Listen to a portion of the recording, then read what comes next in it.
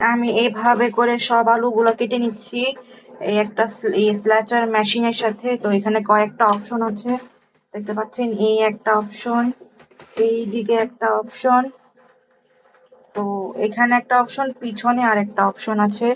তো এই slice machine দিয়ে আর এটার সাহায্যে আমি এটা কেটে নিচ্ছি এভাবে করে। তো হয়েছে সবগুলো। তো যে দেখতে পাচ্ছেন, এই যে একদম পাতলা পাতলা আবরণ হয়েছে, এটা পাতলা আবরণ হয়েছে। এগুলো দেখেন, এই যে কত পাতলা। তো এইভাবে করে আমি স্লাইস মেশিন দিয়ে কেটে নিচ্ছি। তো এক হাত দিয়ে করছি, তো যে এভাবে এভাবে করবেন স্লাইস, দেখবেন হয়ে গিয়েছে। তো এই দেখেন আমি করেছি একটা, এই তো এই দেখেন। তো এরকম পাতলা পাতলা হলে হতে অসুবিধা হয় আলু। তো এইভাবে করে আমি সবগুলো আলু কেটে নিচ্ছি। আর এখানে দেখেন কয়েকটা হয়ে গিয়েছে, এই দেখেন। আর দেখলেই বুঝতে পারবেন কত পাতলা হয়েছে। তো এইগুলো আমি ড্রাই হতে দিয়েছি, এই দেখেন। এভাবে করে আমি সবগুলো কেটে নিয়েছি একদম চিকন চিকন করে। এই দেখেন, পাশ দিয়ে আঙ্গুলের ছাপও বোঝা যায়, এত পাতলা হয়েছে। তো এভাবে করে আমি 2টা আলু নিয়ে নিয়েছি, আর বাকিগুলো এখানে কাটতেছি, আর এই যে এখানে আছে। তো এইগুলা শেষ করে তারপর আমি মানে আমার আলু, আর এই যে আমি কষিয়ে দিয়েছি। আমার আলুর কালার থিকনেস দেখে বুঝতে পারছেন কতটা ঠিক হয়েছে আমার আলুটা। তো আপনাদের একটা দেখাচ্ছি আমি, এই দেখেন আমার আলুর থিকনেস, এই দেখেন। এই দেখেন আমার আলু কতগুলো আমি করেও রেখেছি, দেখেন। তো আমার আলুর ক্রিস্পিনেসে বুঝতে পারছেন যে কতটা ক্রিস্পি হয়েছে। তো আপনাদের একটা ভেঙে দেখাই আমি, এই দেখেন।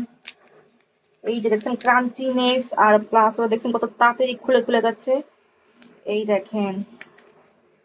আপনারা ঘরে বসে এভাবে আলু বানাতে পারবেন ইজিলি। তো এই দেখুন, এইভাবেই তৈরি হয়ে গেল আমার ফ্রেঞ্চ ফ্রাই, চিপস আর কি, ফ্রেঞ্চ ফ্রাই না চিপস। তো এই দেখুন আমার সাইজ একটা এক হয়েছে, কিন্তু এই টেক্সটাইল কি আপনাদেরকে একটা ভেঙে দেখাচ্ছি আমি। এই দেখেন কি একটা ক্রাঞ্চিনেস, একটা ভাব চলে আসছে, যেমন কি ক্রাঞ্চি হয়েছে। আমি এটার মধ্যে কিছুই রান্নার দিইনি, আমি অ্যাকচুয়ালি আমি জাস্ট মানে কোনো কিছুই করি না, সিদ্ধ না কিছুও না, আলুটাকে সিদ্ধ করি না। আমি জাস্ট আলুটাকে ছিলে গ্রেটার দিয়ে গ্রেট করে, মানে এক একটা শেপ অনুযায়ী গ্রেট করে দেন আমি জাস্ট করে তেলে ভেজে দিয়েছি। এই দেখেন আমার কালার, আলুর চিপসের কালারটা দেখেন। আর এই দেখেন ভাঙ্গার শব্দটাই অন্যরকম। ছাড়া এইভাবে আলুর চিপস বানিয়ে ফেলতে পারবেন, একদম সিম্পলের মধ্যে।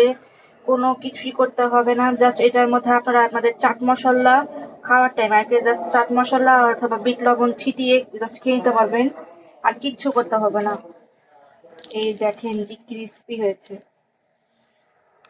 একটু কিন্তু আলু সিদ্ধ আলুর ভাব নেই, দেখেন ভেঙে যাচ্ছে। তো এভাবেই বানিয়ে ফেলতে পারেন ইজিলি আলু চিপস রেসিপি। এই আলুর চিপস কিন্তু আপনারা চাইলে ভাত দিয়েও খেতে পারেন, সুদাও খেতে পারেন, আবার চিকেনের সাথেও খেতে পারেন, ফ্রেঞ্চ ফ্রাইয়ের বদলে আর কি। তো এভাবেও খাওয়া যায়। তো আপনারা বানিয়ে ট্রাই করে দেখেন, দেখিয়ে আমাকে জানাবেন কেমন হয়েছে। কারণ আমি সবসময় সিম্পল রাখতে পছন্দ করি, আর সিম্পল রান্না করতেই আমি পছন্দ করি।